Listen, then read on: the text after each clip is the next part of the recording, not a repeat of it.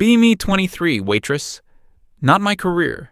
Just a job to pay the bills while I figure things out. I'd say I'm reasonably attractive. I take care of myself. I have a good group of friends. Life is pretty normal. The restaurant I work at is one of those mid-tier chain places. Always busy, always some drama.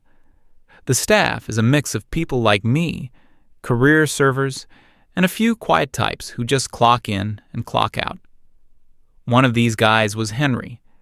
Henry was probably my age, maybe a year or two older.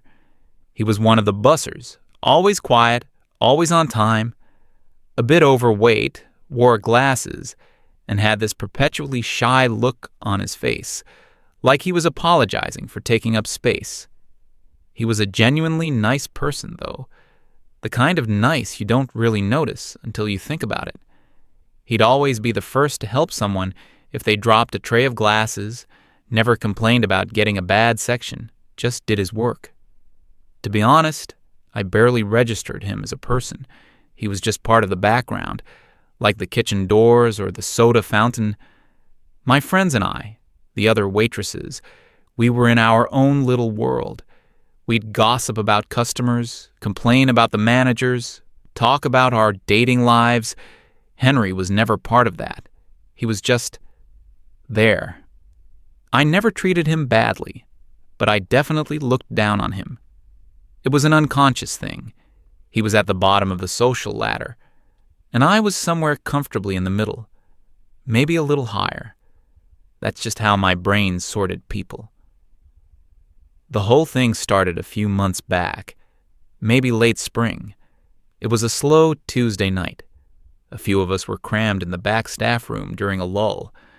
I was on my phone, scrolling, half listening to my friends Jessica and Chloe talk about some guy from the night before. Henry was at the little table with one of the dishwashers, eating some leftover breadsticks. They were talking quietly, but the room is small, so you can't help but overhear. The dishwasher asked him something about dating. Henry let out this heavy sigh, the kind of sound that's more tired than sad. He started talking about some girl he'd been messaging on a dating app for a week. He said she seemed really great. They liked the same shows, same music. He was genuinely excited. He mentioned they were finally supposed to meet up this weekend. But then, yesterday, she sent him this long message. Her laptop had supposedly died right before a huge deadline for a freelance project she was working on. She told him she was in a panic because if she didn't get it fixed, she'd lose the client and couldn't make rent. She asked him if he could possibly lend her $100 just until she got paid on Friday. She swore she'd pay him back the moment they met. I physically rolled my eyes. I couldn't help it. Henry was telling the dishwasher that he felt bad for her, but something felt off. He said a similar thing had happened a few months ago with a different girl who needed money for a vet emergency. He sent that girl the money, and she vanished, blocked his number, unmatched him. He was saying he thought this new girl was different, but he was scared. That's when I cut in. I didn't mean to be as harsh as I was, but the words just came out. I said something like, "You don't actually believe that, do you?" The room went quiet. Henry looked up at me, startled. His face got all red. I didn't stop. I told him it was the most obvious, pathetic excuse I'd ever heard. I asked him if he really thought girls online were that desperate to talk to him that they'd invent these elaborate stories. It was mean, I know that now, but at the time, it felt like I was stating an obvious truth. He tried to defend himself, stammering a little. He said it happens more than you think, that a lot of profiles aren't real and they prey on guys who are lonely. I just laughed. Not a nice laugh. It was condescending. I told him he was being ridiculous, that he was probably just coming on too strong, making these women uncomfortable, and they were making up excuses to get away from him without hurting his feelings. I said, "No offense, Henry, but you're not the type of guy that sophisticated scammers are trying to honey trap." You're just bad at reading signals." The cruelty of that sentence didn't even register with me. He just stared at his hands. The dishwasher suddenly got very interested in a crack in the wall. My friends were snickering behind me. I felt powerful, like I'd just won an argument and put someone in their place. I told him he should stop blaming women for his problems and maybe work on his conversation skills. Then I stood up, said our break was over, and walked out, my friends following me. Henry didn't say another word. He just sat there. Later that night, closing up, my friends and I were talking about it. Jessica said he was giving off major nice guy vibes. Chloe agreed, saying that guys like that always invent conspiracies about women because they can't handle rejection. They told me I was totally right to call him out. It was an echo chamber. Everything they said just reinforced my opinion. I felt completely justified. I saw myself as this champion of common sense, and Henry was this delusional guy living in a fantasy world of internet villains. I painted a whole picture of him in my head. A guy who sits in his mom's basement, complaining on forums about how all women are terrible, when in reality, he's just awkward and has no social skills. That was my neat little box for him, and it made me feel secure in my own worldview. A week or two went by. I barely thought about it. I avoided Henry, and he definitely avoided me. The atmosphere was a little awkward, but life went on. That weekend, I was at a friend's place for a small get-together. Mostly my crowd, but also some of my friend's other male friends who I knew, but not super well. We were all just hanging out, having a few drinks. The topic of bad dates came up, as it always does. I thought it would be a funny story, so I brought up the incident with Henry. I told it in a way that made me sound smart and witty, and made Henry sound like a clueless loser. I got to the part about the broken laptop and his theory about scammers. I was expecting all the guys to laugh and agree with me, but they didn't. There was this awkward silence for a second. Then one of the guys, Mark, a pretty normal, successful dude who works in IT, just looked at me seriously. He said, "Your coworker isn't wrong, you know." I was taken aback. I asked him what he meant. Mark explained that it's a huge industry, scams targeting lonely men. He said there are entire call center type operations in other countries that do this. They use stolen photos, create dozens of fake profiles, and have scripts they follow.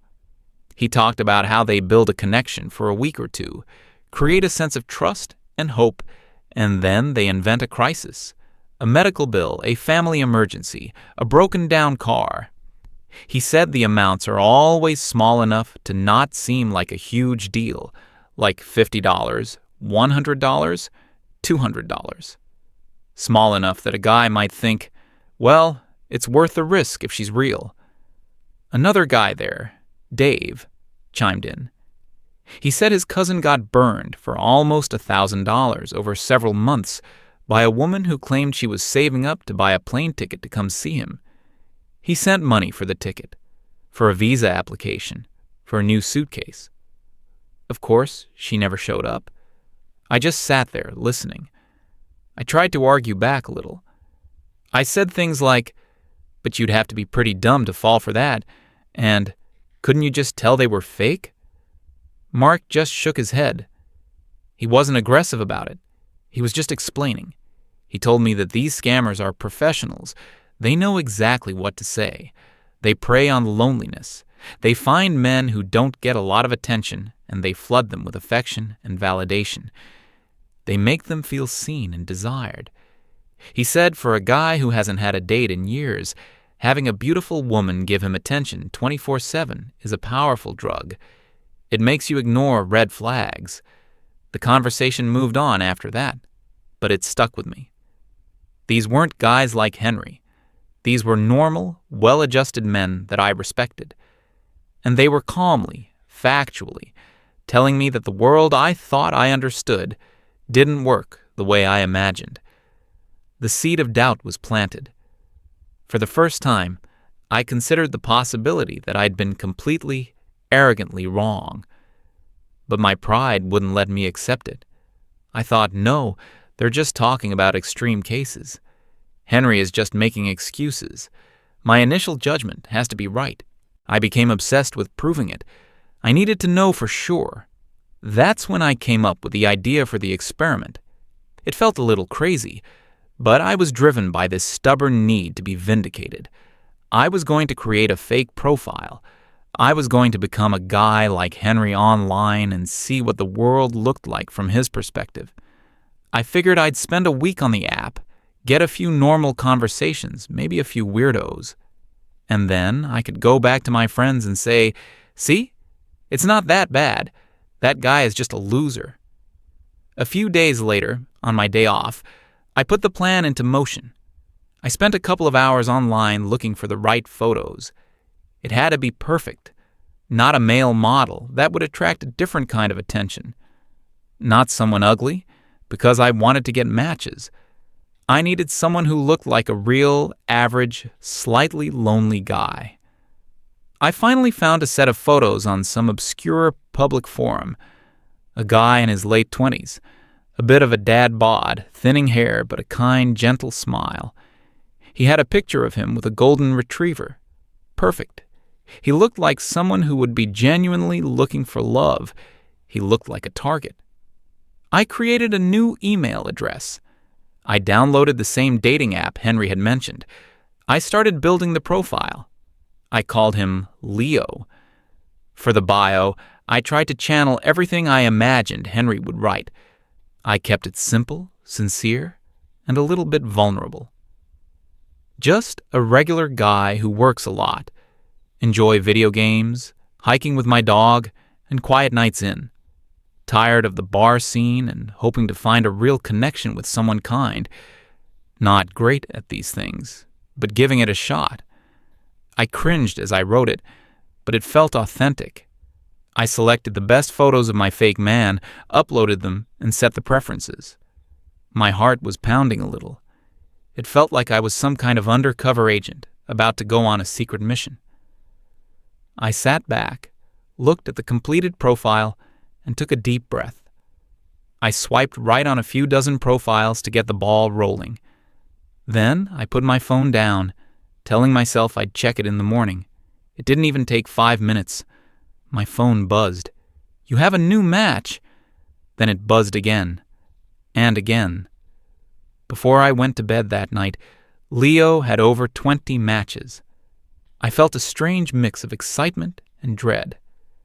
I opened the app the next morning while my coffee was brewing. The notification number was ridiculous. Over 50 matches, dozens of messages waiting. For a second, a weird sense of pride washed over me. My fake profile was a success. I felt like I had cracked some code. Then I started reading the messages. It was a flood of "hey," "hi," "cute dog," and other generic openers. I decided to engage with a few who seemed the most normal. The first one I replied to was a blonde girl I'll call Amber. Her profile said she was a nursing student. The conversation was incredibly fast. She used a lot of heart emojis. She told Leo he had kind eyes. She asked what he did for work.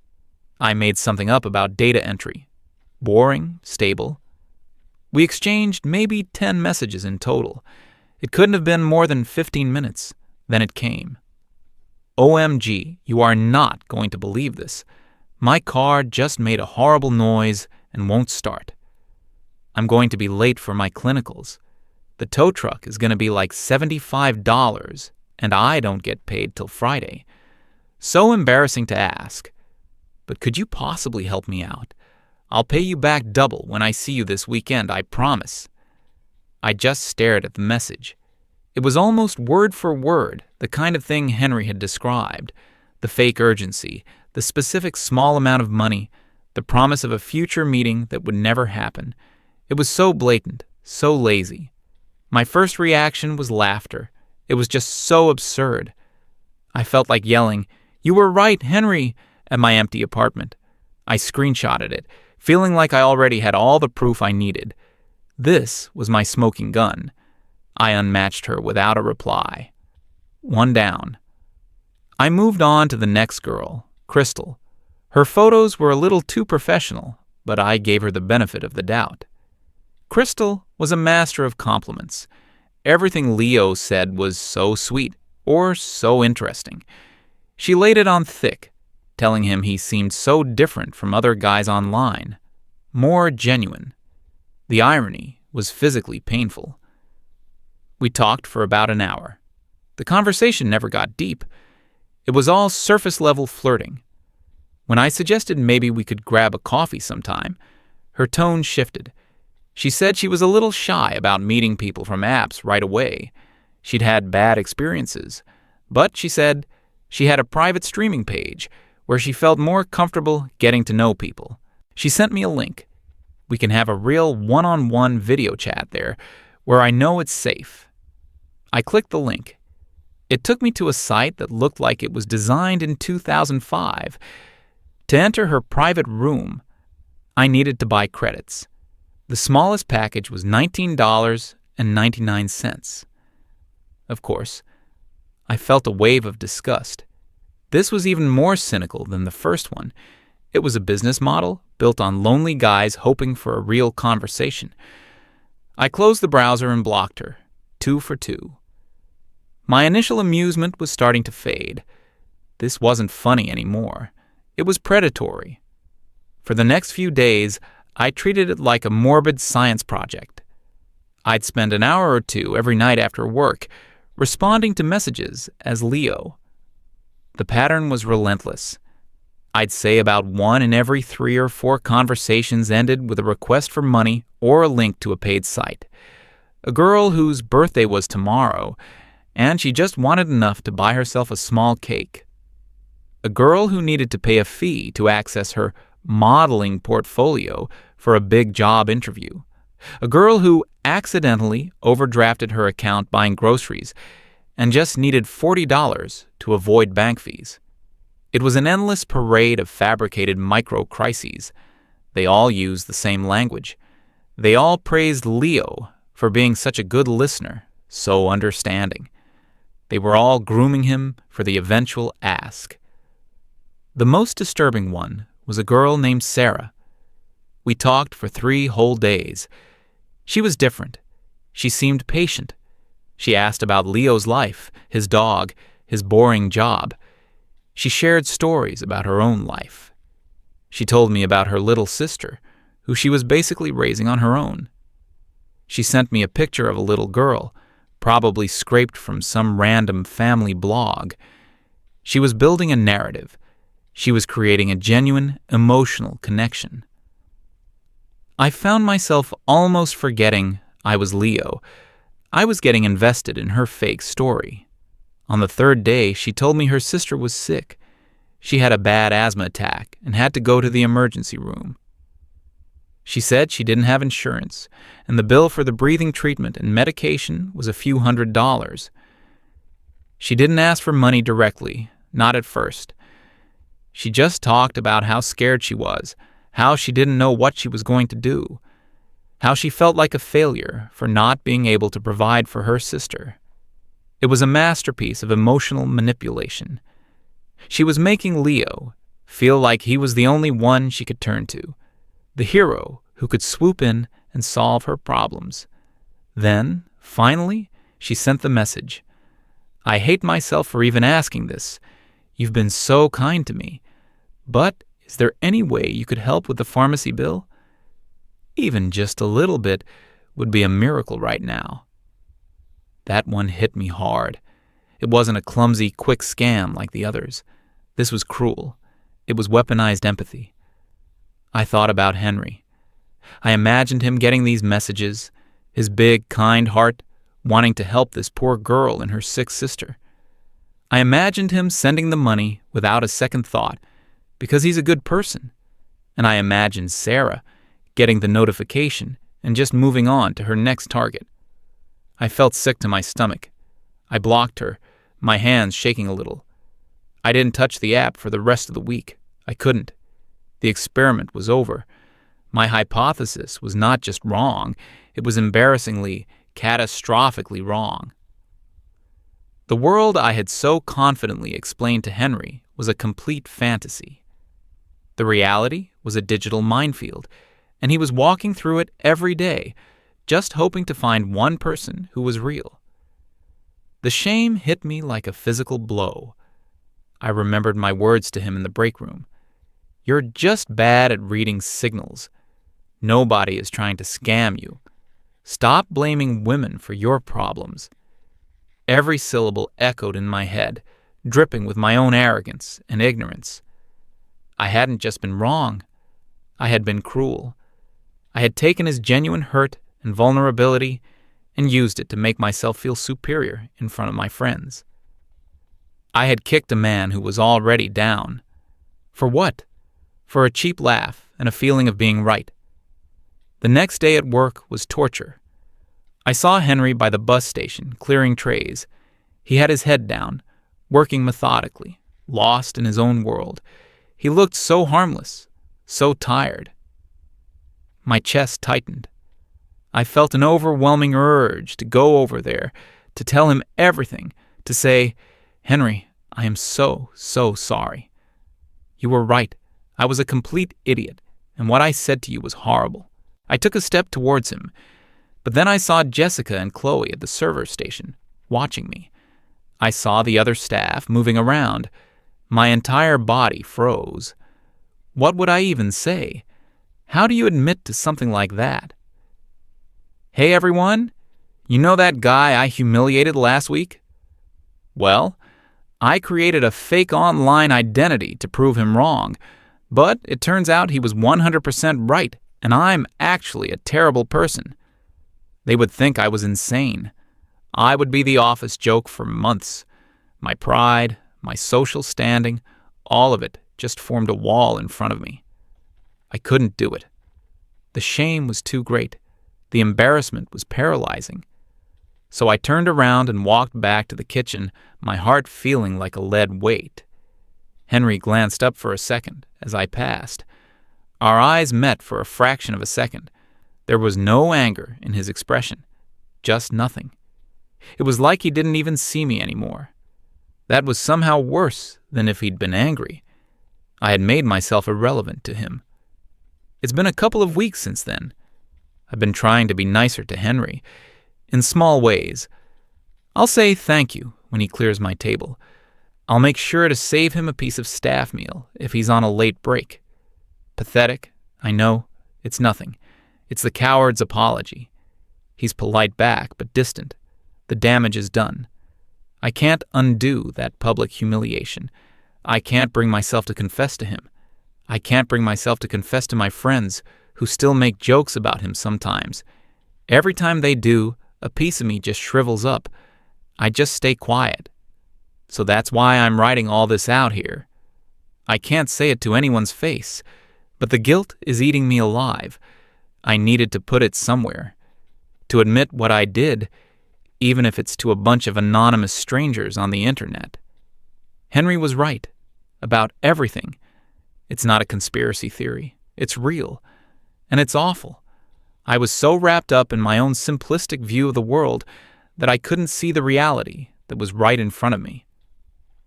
To any of you guys out there dealing with this stuff, I'm sorry. I'm sorry on behalf of every person like me who dismissed you, who laughed at you, who told you it was your own fault. We were wrong. You were right. And Henry, if by some 1 in a billion chance you ever read this, I'm sorry. I truly am.